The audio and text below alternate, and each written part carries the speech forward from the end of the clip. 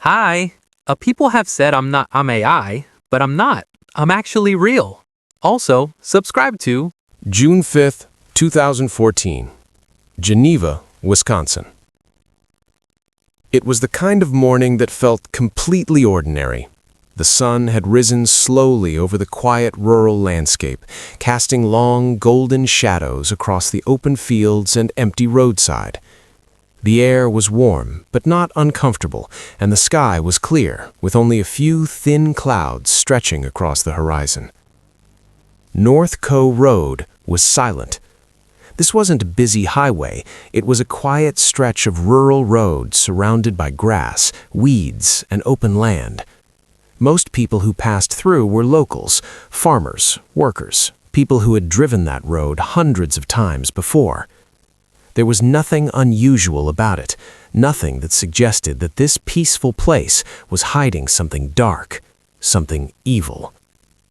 That morning, a highway maintenance worker was doing his routine job. He had done this same work many times before. His responsibility was simple: mow the grass along the roadside and keep the area clean and safe. He drove slowly along the edge of the road on his mower, the loud mechanical hum filling the otherwise silent air. Back and forth, back and forth. It was repetitive, almost boring. His mind wandered as he worked. He wasn't expecting to find anything unusual. But then, he saw them. 2 suitcases. They were sitting in the tall grass, just a few feet away from the road. At first, it didn't seem like a big deal. People dumped things along roadsides all the time: old furniture, trash bags, broken appliances, even luggage sometimes. It wasn't completely unusual. Still, something about them caught his attention. They didn't look old. They didn't look like trash. They looked placed, almost deliberate. He slowed down his mower and stared at them for a moment. They were medium-sized suitcases, dark-colored, closed, lying next to each other, silent. He stopped the mower and stepped off. The air suddenly felt quieter. He walked toward them slowly, each step bringing him closer. He stood over them. They were worn, but not destroyed, not ripped open, not damaged, just sitting there, waiting. He looked around. The road was empty. No cars, no people, no movement. Just him and the suitcases. For a moment, he thought about opening them, just to check, just to see, but then he stopped himself. It wasn't his job, and honestly, he didn't care enough. He assumed someone had dumped them, maybe stolen luggage, maybe trash, maybe nothing important. So instead, he did something simple. He grabbed one of the suitcases and dragged it a few feet, moving it out of his mowing path. Then the other. He didn't notice anything strange. He didn't smell anything unusual. He didn't hear anything. Everything seemed normal. He climbed back onto his mower and continued working, the loud machine once again filling the air. He left the suitcases behind. He left the road. He left the scene. He drove away. And with that, he unknowingly left behind one of the most horrifying discoveries Wisconsin had ever seen. Because inside those suitcases were secrets, dark secrets, secrets that had been hidden for months, secrets that would soon shock the entire nation. Hours passed. The road remained quiet. The suitcases remained where he had left them, sitting in the grass, silent, still, waiting. Then, later that day, a passing motorist drove down North Co. Road. At first, nothing seemed unusual, but then he saw them. The suitcases. He slowed down slightly. Something felt off. He couldn't explain it, but something about them made him uneasy. Then, he noticed something else. Flies. Dozens of them, swarming around the luggage, buzzing loudly, landing, covering the surface. That wasn't normal. Not at all. Flies didn't gather like that for no reason. Something was wrong. Very wrong. The driver felt a chill run through his body. His instincts told him something terrible was inside those suitcases. He didn't touch them. He didn't get out. Instead, he reached for his phone and called the police. He reported what he had seen. 2 abandoned suitcases. Flies everywhere. Possible danger. Possible crime. Police took the call seriously. Officers were dispatched immediately. They drove down the same quiet road, approaching the locations slowly, carefully. They saw them. The suitcases. Just sitting there, exactly where they had been left. The officers stepped out of their vehicle. The air was thick with tension. They approached cautiously. Their training told them to expect anything. Drugs, weapons, trash, or worse. They stood over the suitcases. The flies buzzed loudly. One officer reached down. He grabbed the zipper. He hesitated, just for a second. Then, he opened it. And everything changed. His body froze. His breath caught in his throat. His eyes widened. Inside was a human body, curled up tightly, lifeless, dead. The officer stepped back in shock, but there was still another suitcase, another unknown, another horror waiting. He opened the second one and found another body. 2 victims. 2 lives. Thrown away. Discarded. Like garbage. Left on the side of a quiet country road. In that moment, the peaceful morning was gone. The quiet road was no longer peaceful. It had become a crime scene.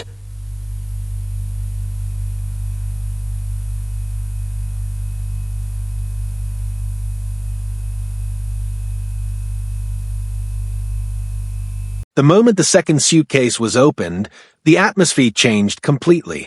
What had started as a quiet roadside inspection instantly became a full-scale homicide investigation. The officers stepped back, their training keeping them composed, but inside, the shock was real. 2 bodies, 2 victims. Someone had gone to great lengths to hide them. And now, they had been found. Within minutes, the area was sealed off. Yellow crime scene tape stretched across the roadside, blocking off access from every direction. The quiet country road was no longer peaceful. It was now an active murder scene. Additional police units arrived. Then detectives. Then forensic teams. Each one stepping carefully. Each one knowing the importance of every detail. Because sometimes, the smallest clue could catch a killer. The suitcases remained where they were found. Photographs were taken from every angle. Wide shots, closed shots, every zipper, every scratch, every stain. Nothing was ignored. Forensic investigators wore gloves, protective suits, masks. They moved slowly and carefully, because evidence could be anywhere. On the handles, on the fabric, inside, outside. Even a single fingerprint could break the case open. The bodies were not immediately removed. First, everything had to be documented, measured, recorded, preserved, because once moved, some evidence could be lost forever. The officers noticed something immediately disturbing. The 2 bodies were in very different conditions. One was severely decomposed. The other was much more recent. This meant something important. They had not died at the same time. This killer had killed more than once, and over a long period. This wasn't a single moment of violence. This was a pattern, a process, a system. Eventually, After hours of careful work, the bodies were placed into black transport bags.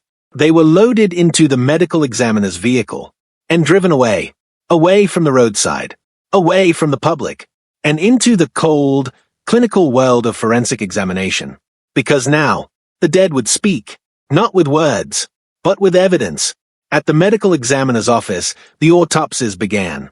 The room was cold, bright, silent, only the sound of tools, and quiet voices. The first body examined was the more decomposed victim. She had been dead for a long time, possibly months. Her skin showed advanced decomposition. Her body had been tightly bound, her wrists tied behind her back, rope still attached. This immediately told investigators something important. This was not natural. This was not an accident. This was homicide. She had been restrained, controlled, overpowered. She had not been free. She had been someone's victim, someone's prisoner, someone's target. The medical examiner continued carefully, looking for trauma, looking for cause of death, looking for answers. There were no gunshot wounds, no stab wounds, no obvious broken bones. But there was something else, something subtle, something deadly, signs of asphyxiation. She had been unable to breathe, strangled, or suffocated. Her death had not been quick. It had not been peaceful. It had been slow, terrifying, powerless. The second body told a different story. She was less decomposed. Her features were still visible, her skin intact, her identity still hidden. She was found nude, her body exposed. But what disturbed investigators most was what was around her neck. A robe, tied tightly, and in her mouth, a red ball gag, still secured, still locked in place. This wasn't random. This wasn't chaotic. This was deliberate, intentional, controlled. She had been restrained, silenced, and suffocated, just like the first victim. Two victims, same method, same killer. The conclusion became clear. This was no accident. This was murder. Cold, calculated, intentional. The room fell silent. Even experienced investigators felt the weight of what they were seeing. Because whoever had done this had done it more than once. And killers who repeat are the most dangerous. Samples were collected. DNA, hair, fibers, every possible piece of evidence. Fingerprints were taken. Dental records examined. Everything that could help identify them. Because right now, they were nameless. Two unknown women. Two stolen lives. Two families somewhere who had no idea what had happened. Outside the medical examiner's office, detectives began their next step. Identification. Because finding the killer started with knowing the victims. They entered the fingerprints into national databases. They searched missing persons reports. They compared dental records. They contacted other states, waiting, hoping. Hours passed, then days, and then, a breakthrough. One of the fingerprints matched, a name appeared. Laura Simonson, 37 years old, from Farmington, Minnesota. She had been reported missing months earlier, November 2013. She had simply disappeared, vanished. Her family had been searching, waiting, hoping she would come home. But now, they had their answer. And it was the worst possible answer. Laura had not run away. She had not started a new life. She had been murdered. Her body placed in a suitcase and dumped like trash. Detectives immediately contacted her family. It was a call no family ever wants to receive. A call that destroys lives. A call that changes everything forever. Laura was gone. But her story was just beginning. Because now detectives had something powerful. A timeline. A location. A last known sighting. And somewhere inside that timeline was the killer, watching, waiting, believing he had gotten away with it. But he was wrong, because now, they were coming for him. The moment Steven Zellick sat down inside the interrogation room, everything changed. The room was cold, silent, empty except for a metal table, 2 chairs, and a recorder. This was the place where truth emerged, or where lies collapsed. Steven sat calmly, his hands cuffed, his face emotionless. No panic, no anger, no fear, just silence. Detectives entered slowly.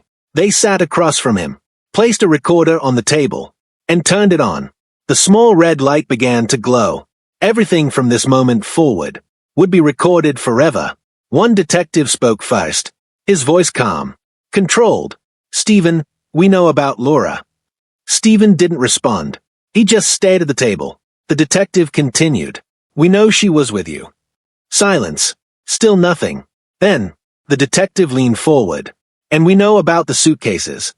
That's when Stephen moved. Not much, just a small breath, a small shift in posture.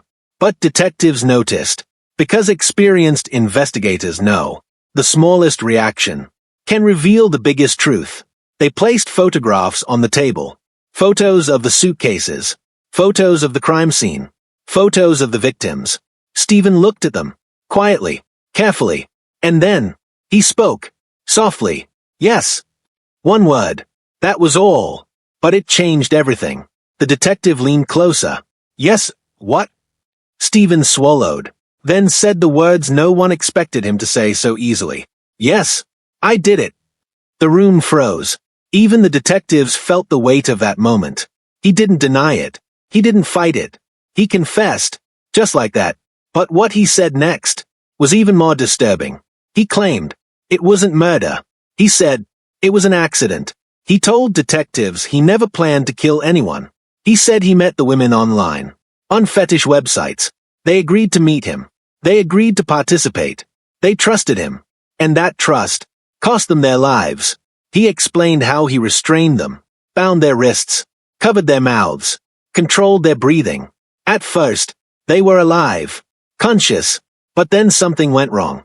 He said he held too long, too tight, too far, and suddenly, they stopped moving, stopped breathing, stopped living.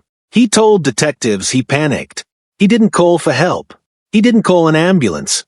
He didn't try to save them. Instead, he hid them, like objects, like things, not people, not human beings, just evidence, just problems, just secrets. Detectives listened in disbelief, because his voice showed no emotion, no sadness, no regret, just calm explanation, like he was describing a normal day. Then he told them something even worse. He didn't dispose of the first victim immediately. He kept her inside his apartment, inside a freezer, for months, her body frozen, hidden, stored, while he lived his normal life, went to work, talked to neighbors, smiled at strangers, all while hiding a dead body in his home. Then came the second victim, Laura. He met her in Minnesota. They checked into the hotel, just like investigators suspected. The same hotel, the same room, the same ending. She died there, on that bed, inside that room, while the world outside continued normally. Cars passed, people slept, no one knew, no one heard her last breath. After she died, he didn't report it. He didn't confess. He packed her body, placed her into a suitcase, closed the zipper, and walked away, like nothing happened. He kept her in his car, in the trunk, driving around, living life, with death just feet behind him. Eventually, he decided to get rid of both bodies. He loaded the suitcases, drove to a quiet roadside, and left them there, in the grass, alone, forgotten. Except they weren't forgotten, because eventually, they were found, and eventually, he was caught. Detectives asked him about the younger victim, the unidentified woman. He said he didn't know her real name. He only knew her online identity. She had trusted him too. She had believed him. She had died the same way. That victim would later be identified as Jenny Gomez, just 19 years old. Only 19. Her entire life ahead of her. Gone. Because she trusted the wrong person. Stephen told detectives everything. Every detail. Every action. Every moment. He didn't resist. He didn't stop. It was as if he had been waiting. Waiting to finally tell someone. Waiting to release the truth. But his confession didn't make it easier. It made it worse. Because now everyone knew. This wasn't one accident. This was pattern. This was behavior. This was control. This was choice. Even if he claimed it wasn't intentional, his actions afterward told another story. Because innocent people don't hide bodies. They don't freeze victims. They don't dump suitcases. They call for help. They try to save lives. He didn't. He saved himself. Or at least, he tried to. When the confession ended, the The room was silent again. But this time, everything was different. Because now they knew. They knew what he had done. They knew what he had hidden. They knew what kind of man he really was. The former police officer. The security guard. The quiet neighbor. The helpful man. He was none of those things anymore. He was a killer. And his freedom was over forever. He was charged, formally, officially, with homicide. The news spread quickly. Across Wisconsin. Across Minnesota. Across the entire country. People were shocked, terrified, angry, because this man had once been trusted to protect people. Instead, he became the danger. Families of the victims were devastated, heartbroken, destroyed. But at least now, they had answers. At least now, they knew the truth. But the legal battle was just beginning, because confession alone was not the end. The court would decide his fate, and justice was coming. After Steven Zellicka's confession, the next step was clear. The legal system had to take over. The case that had shocked Wisconsin and Minnesota now moved into the courtroom, where the meticulous processes of law would determine the fate of a man who had once sworn to protect society. Steven's arrest in June 2014 had been swift. By the end of that month, he was already facing charges in Wisconsin for hiding the corpses of the two victims he had confessed to killing. But even with confessions, a court trial required evidence. Prosecutors meticulously collected forensic details, witness statements, and digital footprints from the suspects' devices. Every tiny clue mattered. The first focus was the older victim, Laura Simpson. Laura's family had endured months of uncertainty after her disappearance in November 2013. They had not known what had happened to her until Steven's confession, and the discovery of a body in a suitcase confirmed their worst fears. Her remains had been preserved poorly in the suitcase, leading forensic examiners to document the cause of death carefully. It was clear that she had died from asphyxiation, consistent with Steven's account. But legal authorities knew that even an accidental death had to be scrutinized in the eyes of the law. Meanwhile, Jenny Gomez, the younger victim, had been missing for nearly 2 years. Her family, foster parents, and friends had searched tirelessly, always hoping for some sign. The identification of her remains in Wisconsin provided them closure, but it also opened a new chapter in a legal struggle that would be long and grueling. By August 2014, formal charges were filed.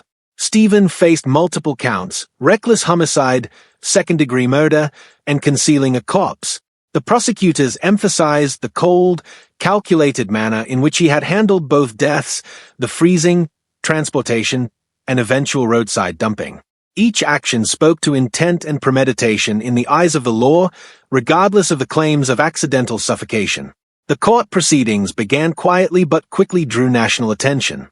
The media was captivated by the case, the former police officer, now turned murderer, the bizarre circumstances of online fetish encounters, and the suitcase discoveries that had startled an entire state. It was a story that seemed almost surreal, yet it was very real. Steven's defense team entered the courtroom with a clear strategy. They would argue that neither death had been intentional, framing the incidents as tragic accidents that occurred during consensual sexual activities involving bondage. They emphasized that Steven had no prior convictions for violent crime beyond a documented off-duty incident in 2001. This earlier case, in which he had allegedly restrained a woman who fled from his apartment, was brought into the discussion to show prior but non-lethal encounters. Prosecutors, however, argued differently. They painted a picture of a man obsessed with control and dominance.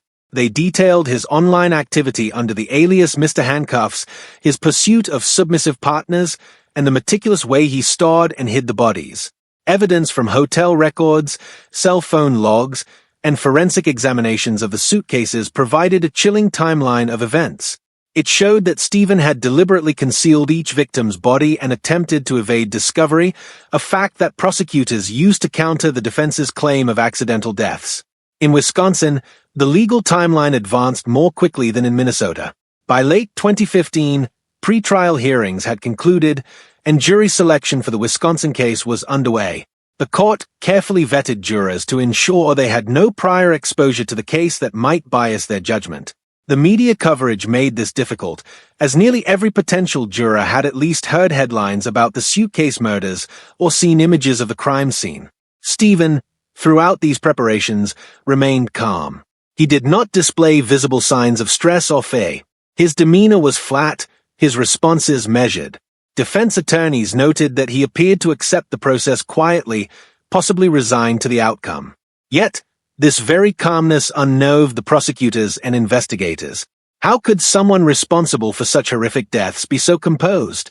The question hung in the courtroom like a shadow. During this time, victim advocacy groups became involved. They provided support to the families, ensuring they had a voice during hearings. Laura's children, though some were estranged due to previous custody issues, received legal guidance and updates. Jenny's foster family remained in Oregon, sending statements for the court but largely unable to attend the Wisconsin proceedings. These families demanded justice while attempting to process grief that was still fresh despite months since the discovery of the bodies. January 2016 became a pivotal moment. As jury selection neared completion, Stephen made an unexpected move. In a courtroom in Wisconsin, he changed his plea. He pleaded guilty to a reduced charge, first-degree reckless homicide with use of a dangerous weapon, along with concealment of a corpse. By doing so, he avoided the potentially harsher charge of intentional murder, but admitted to causing the death of Jenny. The plea shocked the court and the public alike. It demonstrated a legal maneuver designed to reduce sentencing risk, but it also confirmed his responsibility for one of the deaths beyond doubt. During the plea hearing, the courtroom was tense. Stephen spoke minimally but answered all questions directly. He admitted to binding and restraining Jenny and acknowledged that she had died as a result of being deprived of oxygen. While he maintained that it was unintentional, the confession left little room for debate. The actions had directly led to her death. The judge carefully explained the implications of his plea and scheduled sentencing. Wisconsin's decision on sentencing was methodical. In March 2016, Stephen appeared before the court. The grim details were recounted, including his methods of hiding the bodies, the freezing of the first victim, and the roadside disposal. The judge noted that these actions reflected a disturbing lack of respect for human life and indicated premeditated concealment, despite claims of accidental death. Stephen was sentenced to 35 years in prison for the killing of Jenny, plus additional years for hiding her corpse. While Wisconsin handled Jenny's case, Minnesota's courts prepared to address the death of Laura. Similar patterns emerged. Stephen pleaded guilty to second-degree murder, acknowledging that he had caused her death by restraining and choking her. The court reviewed his admissions, hotel records, and forensic evidence. In July 2017, he was sentenced to 25 years for Laura's death, with the sentence ordered to run consecutively with the Wisconsin term. Practically, this ensured that Stephen would spend the rest of his life in prison. The combined sentences resulted in 60 years for the homicides and an additional 10 years for corpse concealment, totaling 70 years. At 55 years old, this effectively meant life imprisonment. Stephen would be well into his 110s by the time he could theoretically be released, ensuring that he would never have another opportunity to harm anyone. Throughout the trials, Stephen's demeanor remained unnerving. He rarely displayed remorse. When he did speak, it was minimal, often monotone. His family and associates expressed shock, stating they never anticipated such crimes from a former police officer. Neighbors recounted a man who appeared helpful, quiet, and normal, a facade masking obsession and control. The legal proceedings drew nationwide attention not only because of the crimes themselves, but also because of the chilling contrast between Stephen's past as law enforcement and his actions as a murderer. How could a man trained to uphold the law commit such acts? Legal experts debated, journalists documented, and the public followed each development with morbid fascination. In the end, justice was delivered, but closure remained complex. Victims' families had legal resolution, but emotional wounds would last a lifetime. The case became a study in criminal psychology, online predatory behavior, and the dangers of obsession hidden behind a mask of normalcy. Even after sentencing, Stephen's story continued to be analyzed. Law enforcement agencies studied how a former officer could commit such crimes undetected. Psychologists examined his behavioral patterns, noting a fixation on control, domination, and concealment. The case became part of criminal law curricula, forensic studies, and true crime discussions across the country. By the time Stephen entered Wisconsin's maximum security prison, he was classified as high risk due to notoriety and potential threats to his own life. Even in confinement, his past actions continued to ripple outward, shaping how law enforcement approached cases involving online predation, bondage, and risk of accidental homicide. In summary, Part 5 demonstrates the labyrinthine legal battle that ensued after Stephen's confession. From formal charges to guilty pleas, from cross-state coordination to life sentences, the judicial system meticulously processed the evidence, statements, and confessions to ensure justice was served. The combination of forensic detail, psychological insight, and procedural rigor exemplifies how even the most shocking crimes must be addressed within the framework of law. Justice was served, but the horror of the crimes and the lessons learned would linger for years to come, reminding society that even those entrusted to uphold the law can hide a dangerous darkness beneath the surface. Following the extensive trials and sentencing in both Wisconsin and Minnesota, Stephen Zellick entered the Wisconsin prison system, beginning the next chapter of his life, one that would see him confined for the rest of his natural life. At 55 years old, the reality of spending decades in a maximum security facility weighed heavily, yet Stephen's demeanor, as before, remained remarkably composed. He had faced the public, confessed, and accepted the legal consequences, yet inside the walls of prison, a new set of challenges awaited him. Stephen was immediately classified as a high-risk inmate due to the notoriety of his case. Former law enforcement officers who commit serious crimes often face particular scrutiny in prison, as other inmates may perceive them either as potential allies because of their training or as targets because of their previous occupation. Stephen was kept under strict observation, with surveillance cameras monitoring his movements, and guards were instructed to separate him from potentially dangerous interactions. The prison authorities balanced the need for safety with maintaining Stephen's human rights, a delicate but essential equilibrium. Prison life is rigid and structured. Every day was dictated by a schedule, roll call, meals, work assignments, recreation, and controlled access to visitors. Stephen adapted quickly to the routines, largely keeping to himself. His past obsession with control and meticulous planning manifested in how he managed his personal space within the cell. Everything had its place, from his bed and personal items to the way he arranged books and papers. Some guards remarked on his eerily methodical habits, recalling that even in prison, he seemed to maintain the discipline that had characterized him in law enforcement. Yet even as he maintained order, Stephen faced the psychological challenges of long-term incarceration. Isolation from the outside world, separation from family, and constant awareness of potential threats from other inmates contributed to stress. He enrolled in prison programs designed to occupy his mind, reading courses, educational classes, and group therapy sessions. These sessions, while voluntary, also served as a tool for psychologists and correctional officers to monitor his mental state and any potential for future violent behavior. Despite this apparent routine, Stephen never abandoned his fixation on his own past actions. Interviews with prison psychologists revealed that he frequently reflected on the events leading to the deaths of Laura Simpson and Jenny Gomez. He often described these incidents as tragedies or accidents, maintaining the narrative that his intentions had never been homicidal, a claim he had reiterated throughout his confessions. Experts noted that this persistent minimization of responsibility was a classic trait in individuals with narcissistic tendencies, and it complicated any attempt at genuine remorse. Legal processes, however, did not end with sentencing. By 2020, Stephen pursued post-conviction appeals in Wisconsin. He filed motions claiming that his defense attorney had been ineffective during the original proceedings. His arguments centered on alleged procedural errors and the claim that certain evidence had not been properly reviewed or presented. However, the court reviewed these motions carefully, recognizing that Stephen's guilty pleas had already established substantial responsibility and limited the scope of potential appeal. To date, these motions have not resulted in any reduction of his sentences, and he remains fully incarcerated with no prospect of early release. Psychologists also examined Stephen's behavior while incarcerated, particularly his interactions with fellow inmates and participation in rehabilitation programs. Some reported that he was articulate and composed in discussions, often expressing opinions on legal matters, criminal psychology, and prison governance. Others noted his detached demeanor, a lack of empathy, and an unsettling fascination with control over situations and people, even in a confined environment.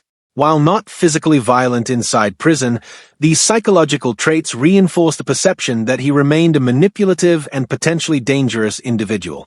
Prison routines included daily contact with correctional officers, scheduled meals, recreational periods, and mandatory lockdowns. Stephen adhered to these routines meticulously. He often spent hours reading law books, psychological texts, and historical accounts of criminal cases. Some observers speculated that he was preparing for appeals, while others suggested that he was simply feeding his intellectual curiosity. Regardless, this behavior underscored his tendency toward meticulous planning and detail-oriented thinking, characteristics that had previously enabled him to commit crimes without immediate detection. Family dynamics also played a role. Stephen had minimal contact with relatives during imprisonment. While some attempted to maintain communication through letters or supervised visits, the notoriety of the case made regular interaction challenging. Victims' families, on the other hand, maintained a cautious distance, only interacting with court officials when necessary. For Jenny's foster family in Oregon, this meant limited updates, while Laura's children and relatives in Minnesota monitored the proceedings closely, still grappling with grief and loss. The broader impact of Stephen's imprisonment extended into law enforcement circles. Police departments across the United States examined the case as a warning of how someone trained in law enforcement could manipulate systems and evade detection while committing multiple homicides. Training programs incorporated discussions on the psychology of offenders, emphasizing the need for vigilance when former officers or security personnel engage in potentially high-risk behavior. Lessons from the case were disseminated nationally, highlighting the dangers of online predatory activity and the importance of interjurisdictional cooperation. Media coverage of Stephen's imprisonment also continued. True crime enthusiasts, journalists, and documentarians followed his case closely. Detailed accounts of his sentencing, prison life, and appeals made headlines repeatedly. Some media outlets interviewed prison staff under anonymity, describing his behavioral patterns, intellectual pursuits, and interactions with the legal system. These portrayals reinforce Stephen's image as a chilling figure whose dual identity, law enforcement officer and killer, captivated public attention. In addition to internal prison studies, Stephen's case inspired academic research. Criminologists and psychologists examined his trajectory from law enforcement to homicide, analyzing potential warning signs, personality traits, and behavioral patterns. Journals published case studies detailing how online fetish communities, combined with access to authority and training, could facilitate violent acts. His story became a reference point in discussions about preventing similar crimes in the future and understanding the psychology of offenders who exploit positions of trust. Despite the grim circumstances, some aspects of prison life offered him structure. Daily routines, mandatory programs, and limited personal freedoms created a predictable environment in stark contrast to the chaos and improvisation that had characterized his criminal activities. The monotony, while psychologically taxing, may have served as a form of containment, preventing further outward harm. Stephen's interaction with fellow inmates remained minimal. His high-risk classification and notoriety meant that others were wary of him. Inmates often avoided confrontation, and prison authorities ensured that he was placed in secure housing with monitored access. This separation preserved his safety but also limited opportunities for rehabilitation through social interaction, leaving him isolated for much of his day. Throughout this period, authorities continued to receive correspondence and inquiries from the public. Concerned citizens, journalists, and researchers requested updates on appeals, prison conduct, and the likelihood of parole. Each request was met with official responses confirming that Stephen remained fully convicted and that his sentence was being served as intended. The rigidity of the legal and correctional system ensured that no unauthorized changes could occur without formal court approval. By 2022, Stephen had spent nearly 8 years behind bars. Observers noted that while some prisoners adapted over time, others struggled with mental health deterioration. Prison psychologists continued to monitor him, conducting evaluations and noting that his risk of violent behavior outside prison was effectively nullified due to confinement. Nevertheless, his psychological profile remained a subject of interest for criminal behavior studies. His case continued to serve as a reference for law enforcement and criminal justice programs. Officers were trained to recognize the signs of obsessive behavior, online predatory activity, and potential danger from individuals with specialized knowledge or training. Workshops included discussions about the interplay between online communities and real-world actions, emphasizing the critical importance of early intervention and monitoring. In summary, Part 6 delves into Steven Zellicker's life post-conviction, the transition into maximum security prison, the structure and routines of incarceration, psychological evaluations, minimal interaction with family and inmates, ongoing media attention, academic research inspired by his crimes, and the post-conviction appeals he pursued. These years illustrate the long-term consequences of violent criminal behavior, the effectiveness of legal systems in containing dangerous individuals, and the continued societal interest in understanding the minds of those who commit horrific acts. Prison life for Steven was not just punishment, it was a period of reflection, isolation, and meticulous routine. It ensured that his capacity to harm others was removed permanently while offering a living laboratory for psychologists, criminologists, and law enforcement professionals to study the depths of criminal psychology. By the time Steven Zellick had spent nearly a decade behind bars, his case had become one of the most closely studied in the United States, both within the criminal justice system and among psychologists, criminologists, and media outlets. While the legal process ensured his confinement, public fascination and academic inquiry delved deeper into his psyche, exploring what drove a former law enforcement officer to commit such horrific acts. Prison psychologists conducted extensive evaluations of Steven, assessing both his personality traits and potential risk factors. They observed a complex profile, highly intelligent, meticulously organized, and capable of extraordinary planning, yet simultaneously displaying characteristics consistent with narcissistic personality tendencies. He demonstrated a profound need for control, a hallmark of his interactions with both victims and colleagues during his law enforcement career. This desire for domination, when combined with his interest in bondage and sadomasochistic practices, created a unique psychological environment that fueled his criminal actions. The psychologists noted that Steven's actions followed a distinct pattern. In each case, he had sought out willing participants in online communities dedicated to BDSM, yet despite prearranged agreements, he repeatedly exceeded agreed-upon boundaries. His ability to rationalize these deaths as accidents or tragic mistakes indicated a profound lack of empathy for his victims' lives and experiences. The gap between his intellectual awareness and moral comprehension provided critical insight into how someone with extensive training in law enforcement could commit acts that were both premeditated and opportunistic. One key aspect of the psychological evaluation focused on his online behavior prior to his arrest.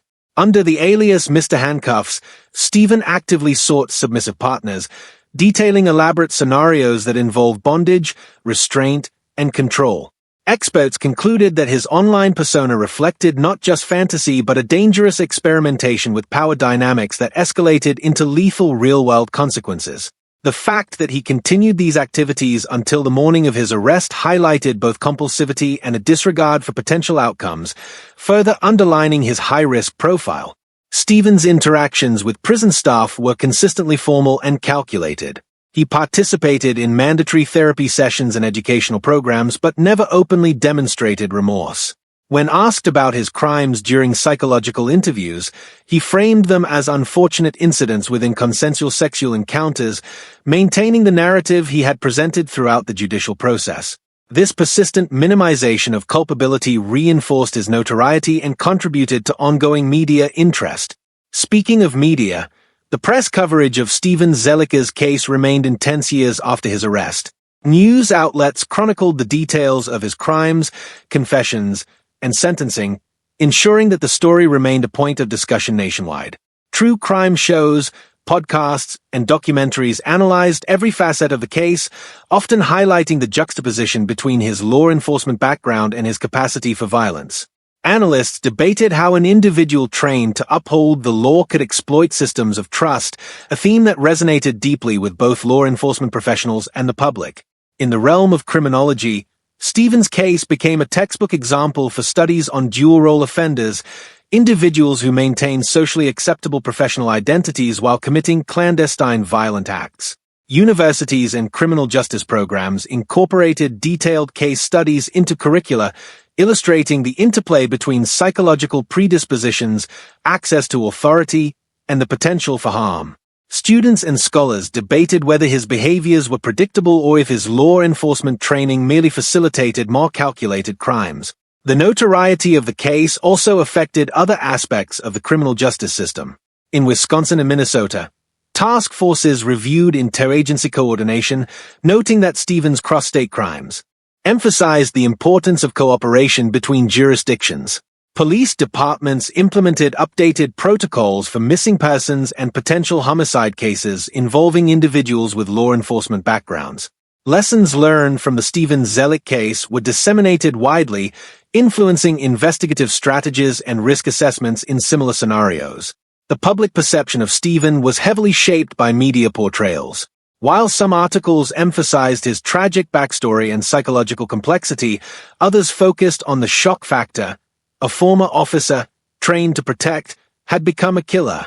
This duality created a narrative tension that fueled continued fascination. True crime communities debated extensively whether Stevens' actions could have been prevented and what warning signs had been missed. Podcasts often explored minute details of his life, his resignation from the police, his methodical approach to bondage and murder, and his careful attempts to conceal evidence as cautionary tales for both public awareness and law enforcement training. Prison psychologists also examined his social skills in confinement. Steven tended to avoid other inmates, partly due to his high-risk classification and partly because of his naturally secretive and controlling nature. While he participated in structured programs, including educational courses and therapy sessions, his interactions were limited and carefully measured. Staff noted that he often presented a calm, composed exterior, maintaining control even in potentially volatile situations. His self-discipline was evident in daily routines, cell organization, and adherence to prison rules, illustrating how his personality traits, previously contributing to his crimes, now aided his survival within a structured environment. Academic research delved deeper into Stevens' behavioral patterns, particularly the intersection of online fetish culture, personal psychology, and prior law enforcement experience. Researchers argued that the combination of access, knowledge, and psychological predisposition created a perfect storm for criminal behavior. His ability to manipulate situations, exploit trust, and maintain meticulous records of encounters was analyzed in scholarly articles, often serving as a case study for preventing similar crimes in the future. Meanwhile, victim impact remains central to ongoing discussions. The families of Jenny Gomez and Laura Simpson continued to grapple with grief and loss. In Minnesota, Laura's children and relatives were vocal about the emotional consequences, noting that the system, while delivering justice, could never restore the lives lost. Oregon's handling of Jenny's remains reflected the quiet mourning of a foster family who had long struggled with her absence and the circumstances of her death. Academic studies on trauma often reference these families' experiences, highlighting the profound ripple effects that violent crimes have on communities. Media coverage occasionally revisited new developments, such as appeals, motions, or minor procedural updates. While no appeal successfully overturned or reduced his sentence, journalists continued to provide updates to satisfy public interest. The case became a reference point in debates over legal processes, the ethics of guilty pleas, and the management of high-profile offenders. Scholars and students often examined the sentencing strategies, evaluating whether consecutive versus concurrent sentences effectively reflected both punishment and public safety. Stevens' psychological profile, combined with his imprisonment, provided fertile ground for analysis. Experts highlighted his obsessive control tendencies, lack of empathy, and methodical planning as key contributors to his criminal behavior. They contrasted these traits with his ability to function socially and professionally, demonstrating the complex interplay between surface normalcy and hidden pathology.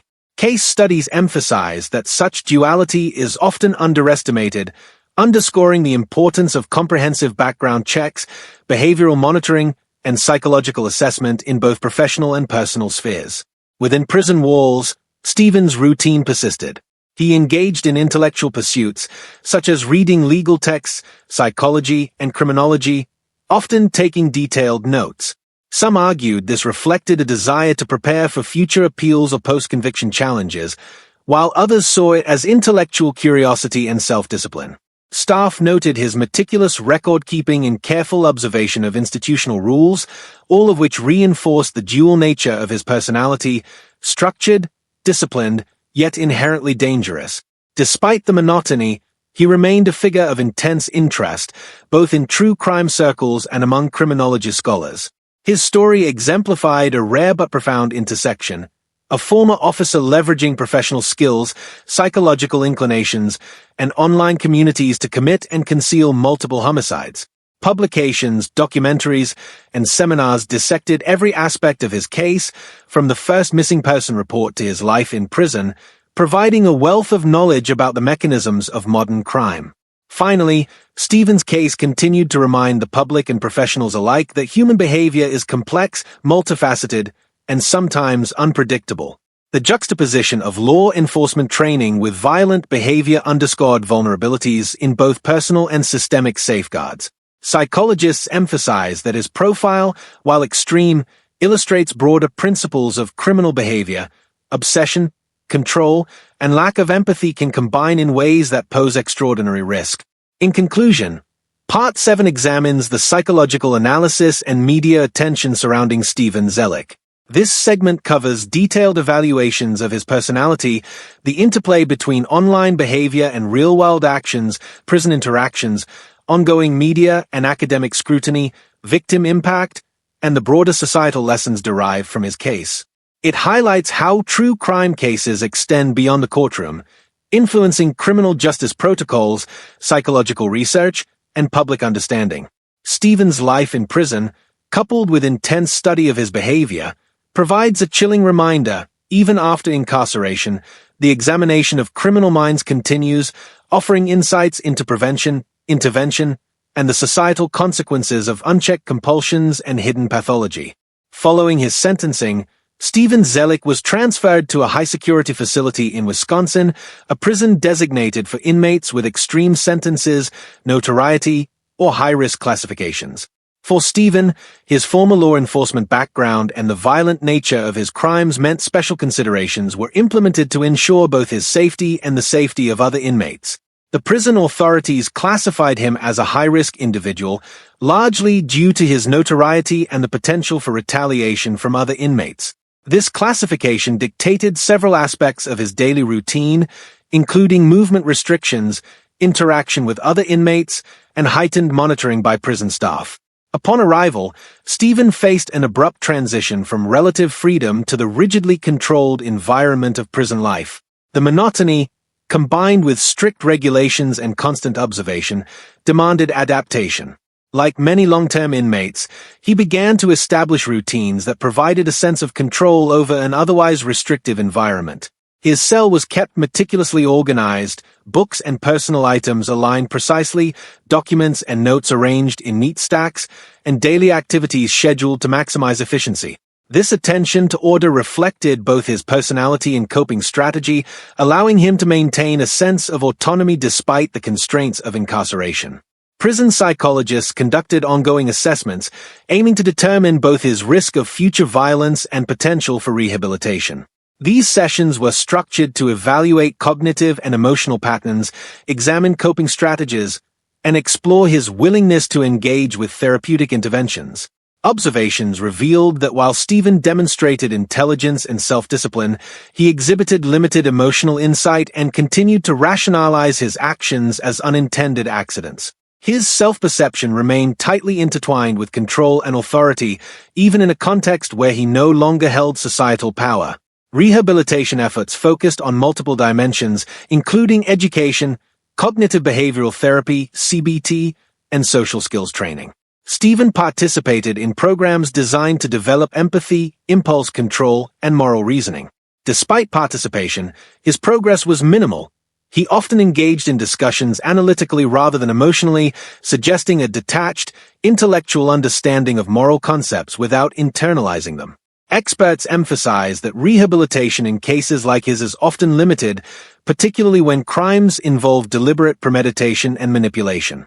While prison life imposed strict boundaries, Stephen sought intellectual stimulation. He read extensively, focusing on criminal law, psychology, sociology, and historical cases of violent offenders. These pursuits served multiple purposes: understanding the legal system more deeply, examining patterns of human behavior, and preparing for potential legal appeals or motions. Staff noted that he approached learning with methodical rigor, documenting insights and cross-referencing information across multiple sources. His dedication to structured study reflected a persistent desire for control and mastery over knowledge, consistent with behaviors observed both pre- and post-incarceration. Interactions with fellow inmates were limited but strategically managed. Stephen maintained minimal social contact, selectively engaging when necessary, often presenting a calm and composed exterior.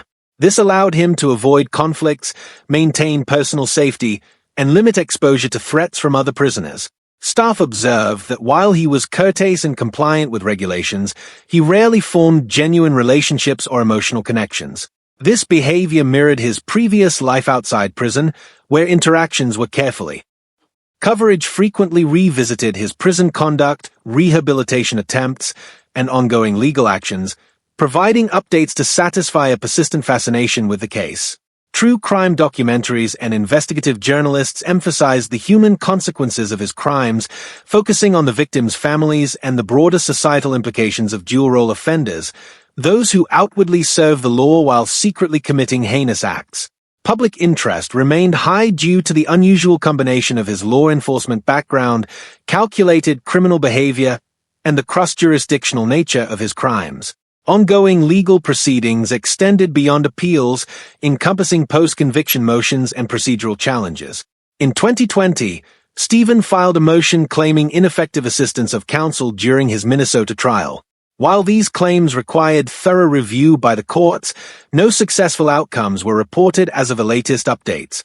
The motions highlighted both the complexity of the legal system and the attention that high-profile cases like his continue to attract years after sentencing. Legal scholars examined these filings, using them as case studies in appellate procedure, defendants' rights, and the limits of post-conviction relief. In addition to legal scrutiny, academic researchers maintained interest in his incarceration experience. Case studies explored the psychological effects of long-term confinement, particularly for high-risk offenders who retain cognitive sophistication and analytical abilities. Observations emphasized the interplay between environmental control, intellectual engagement, and behavioral management. For Stephen, structured routines, educational programs, and engagement in therapy served to channel energies that might otherwise manifest as disruptive behavior, but they did not fundamentally alter his moral reasoning or self-perception. Another area of focus was the broader societal response to such crimes. Victim advocacy groups highlighted the need for improved awareness regarding online predation, particularly in the context of fetish communities where individuals may trust strangers with personal and intimate boundaries. They emphasized the importance of digital literacy, careful monitoring, and responsible communication to reduce risk. Educational campaigns frequently cited Stephen's case as an example of how personal interests, online anonymity, and unchecked compulsions can escalate into lethal outcomes. Prison authorities also examined procedural lessons derived from his case.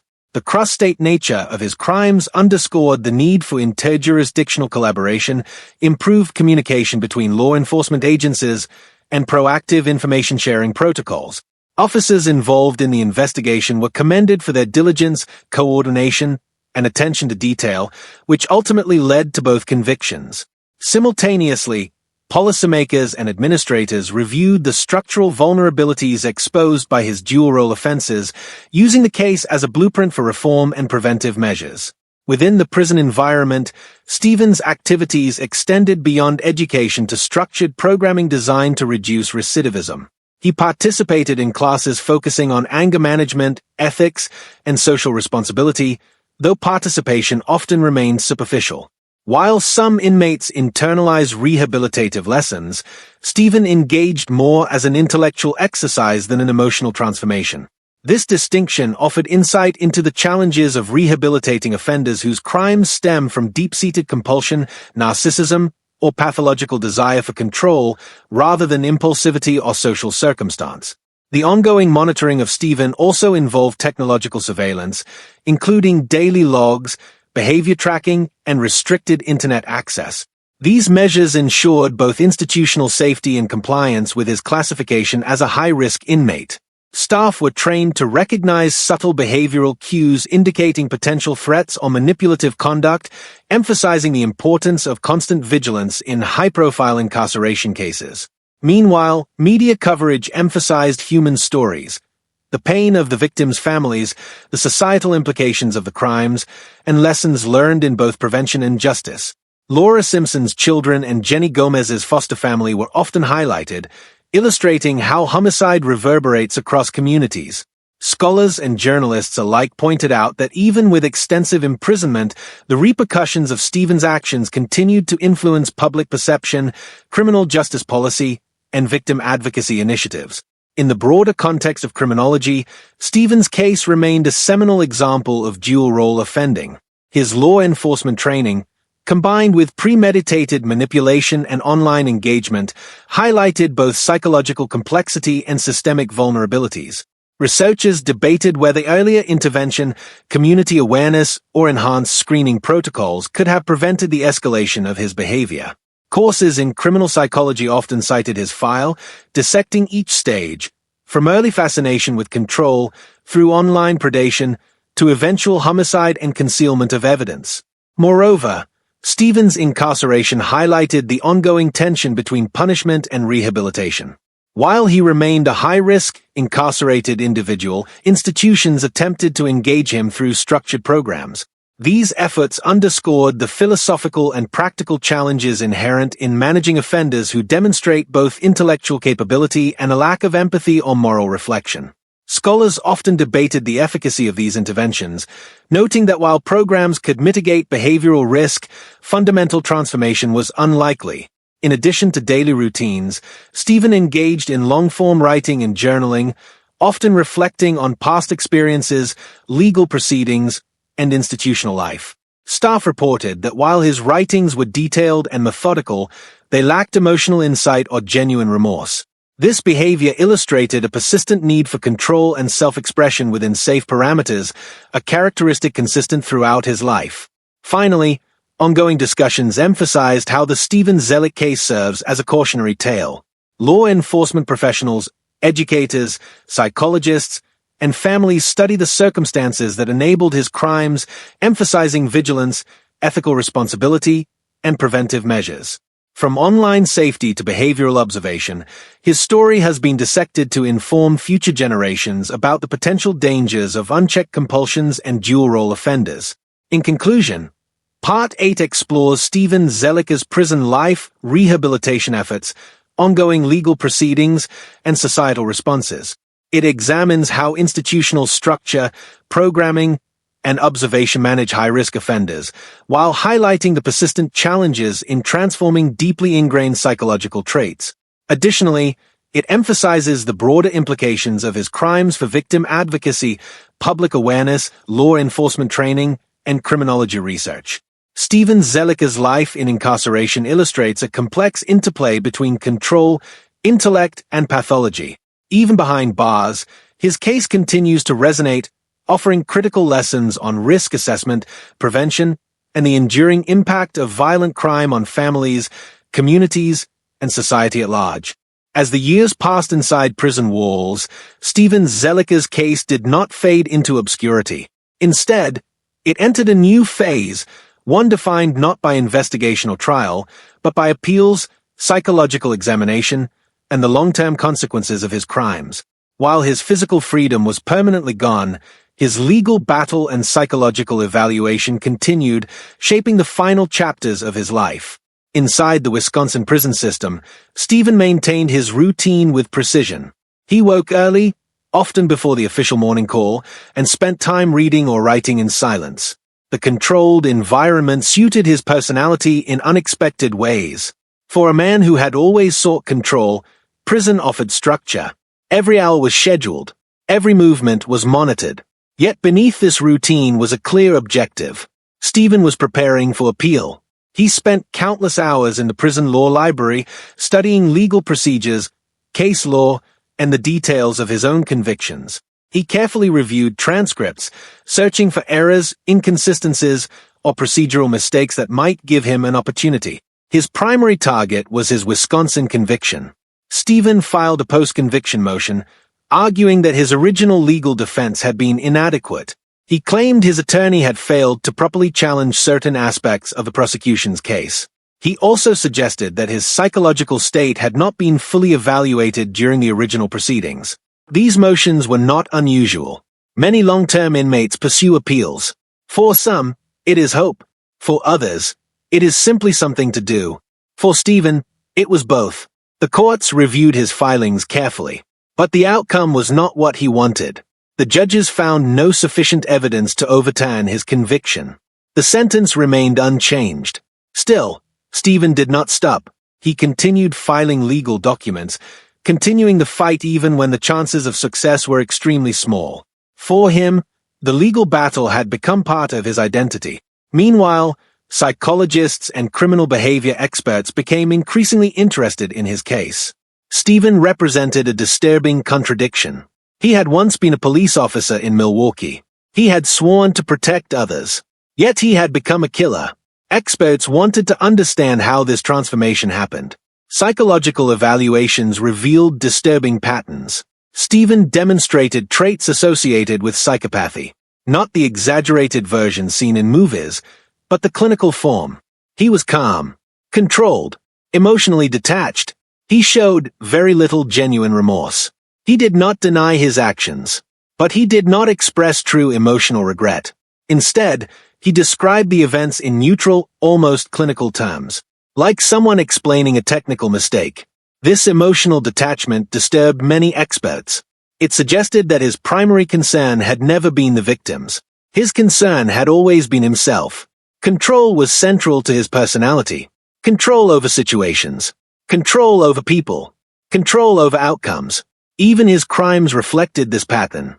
The bindings. The confinement. The secrecy. Everything was about control. Psychologists also examined his behavior after the killings. His decision to store a body in his refrigerator for over a year was particularly disturbing. This was not panic. This was calculation. He had created a system. He had maintained it. He had lived alongside it.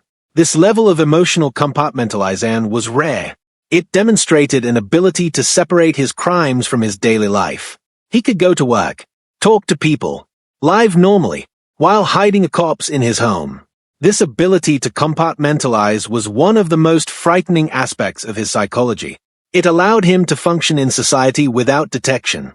Experts also examined his online activities. His identity as Mr. Handcuffs was not random. It was deliberate.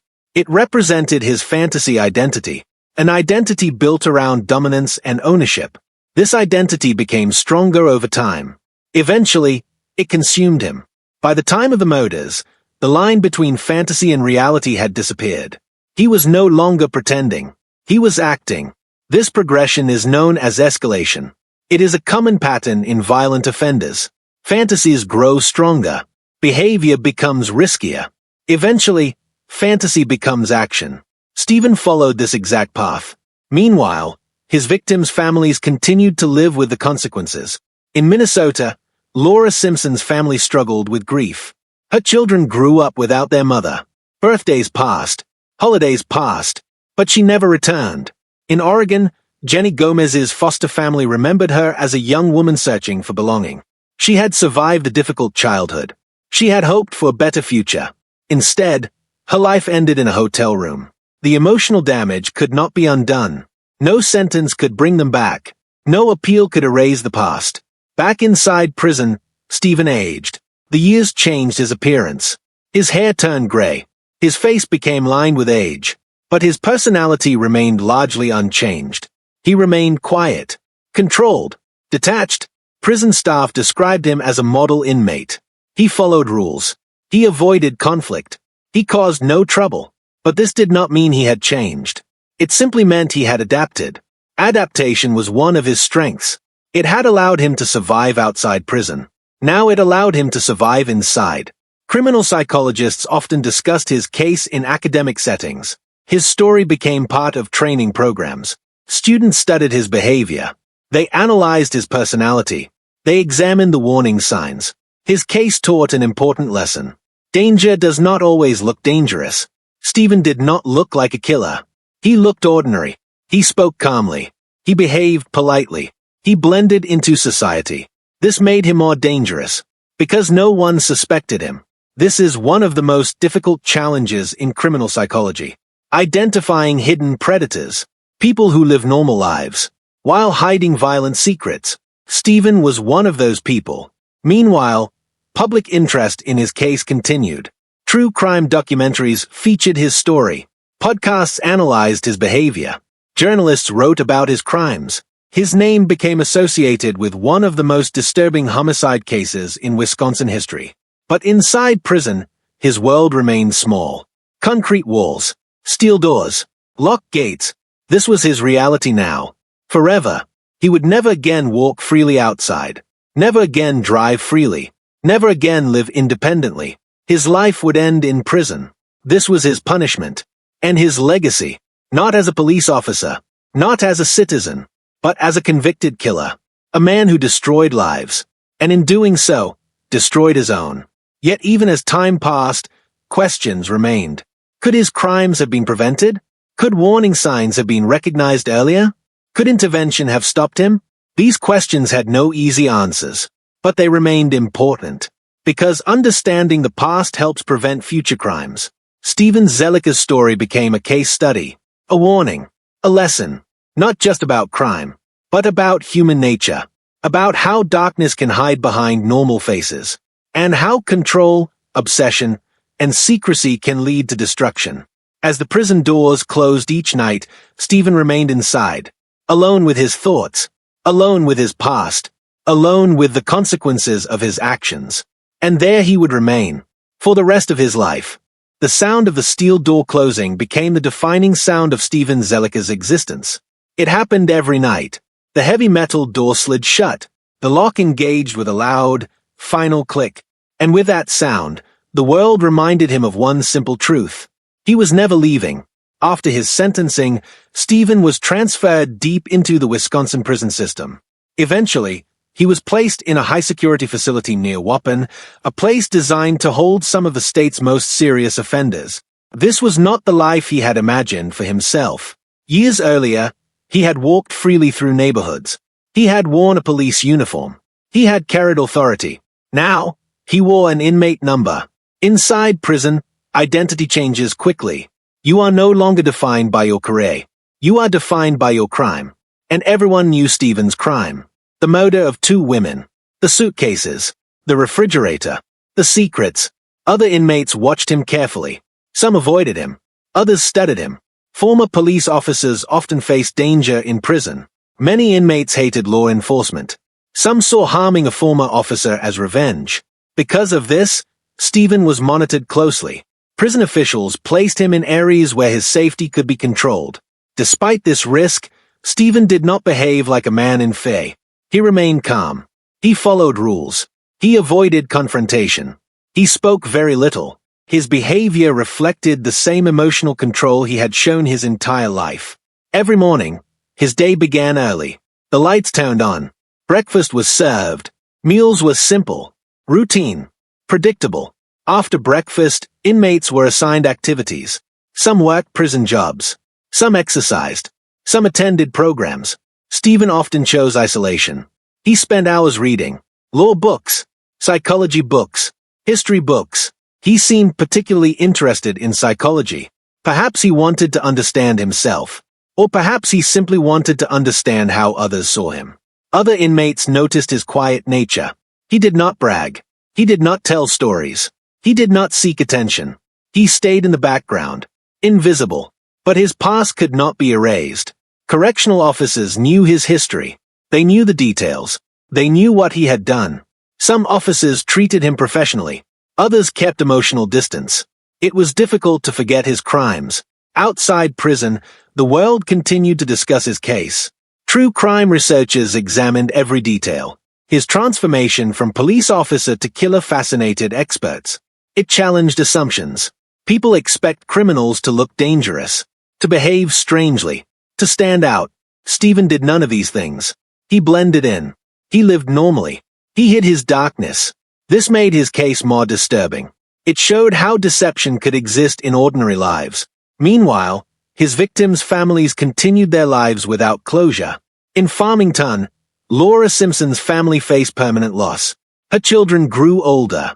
They experienced life milestones, graduations, birthdays, life events their mother would never see. Her absence was constant, a silent void. In Oregon, Jenny Gomez's foster family also carried grief. Jenny had been young, only 19. She had dreams. She had potential. All of it ended in a hotel room. Her life reduced to evidence in a criminal case. This reality haunted those who loved her. Back in prison, Stephen aged slowly. Time moves differently in prison. Days feel long. Years pass quietly. His physical appearance changed. His hair turned gray. His face showed age.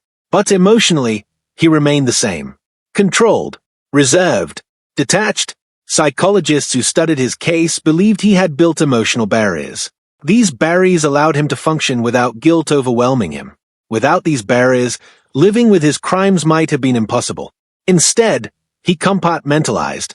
He separated past and present, crime and consequence, emotion and reality. This psychological separation protected him, but it also defined him. Prison programs offered rehabilitation, counseling, education, behavioral therapy. Some inmates participated fully. They expressed remorse. They changed. Stephen's participation was limited. He complied, but he did not transform. He remained emotionally distant. This raised important questions. Can everyone be rehabilitated? Or are some people permanently shaped by their psychology? Experts debated this question using his case as an example. Meanwhile, security measures remained strict. Stephen's former career as a police officer never stopped affecting his prison experience. Prison staff understood the risk. They understood how other inmates might view him. Protection became part of his daily life. Not because of who he was now, but because of who he had been. Ironically, the man who once enforced law now depended on it for survival. His world became smaller each year, limited to prison walls, limited to controlled movement, limited to routine. Freedom became a memory. Outside, technology advanced. Society changed. New generations grew up. Many people never heard his name. But inside prison, nothing changed. Concrete walls remained the same. Steel bars remained the same. Locked doors remained the same. Time moved forward, but his world remained frozen. He would never return to society, never rebuild his life, never escape his past. This permanence defined his punishment. Not just years, but forever. Prison is not only physical punishment. It is psychological punishment. Isolation, routine, loss of identity, loss of future. Stephen experienced all of this, and he would continue experiencing it until his final day. Yet his story continued to serve a purpose. It became a warning, a lesson. Law enforcement agencies studied his background. They examined warning signs. They improved psychological screening. They asked difficult questions. How did this happen? How did a police officer become a killer? The answers were complex. Psychology, opportunity, secrecy, control. Each played a role. His case changed procedures, changed awareness, changed understanding. Meanwhile, Stephen lived quietly. He no longer controlled others. He no longer lived secretly. His secrets were public. His actions recorded. His future decided. Every night, the same sound repeated. The steel door closing. The lock engaging. Final. Permanent. A reminder. The man who once lived freely would die behind bars.